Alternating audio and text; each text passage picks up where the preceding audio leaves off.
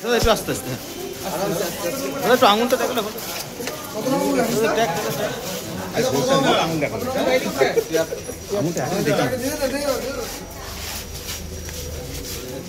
চলে যা দৌড়াস না পেছন পেছন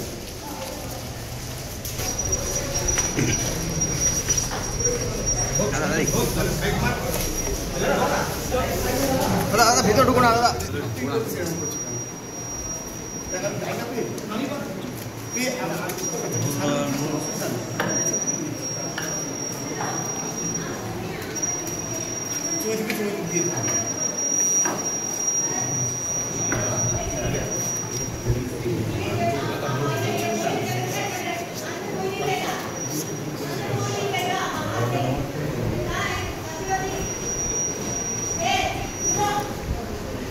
তোমরা একটু সাহিত্য সরো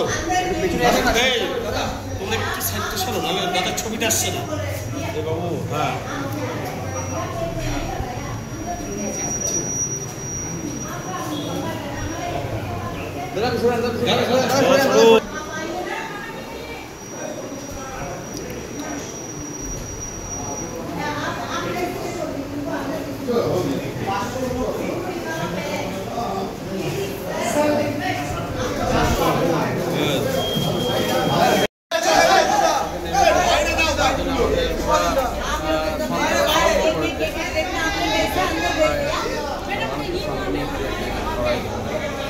কোনো কোনো অপ্রীতিকর ঘটনার খবর এসছে?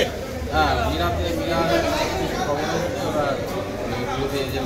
ওটা আমি আজকে সারাদিনে আপনার প্রোগ্রাম কি আছে?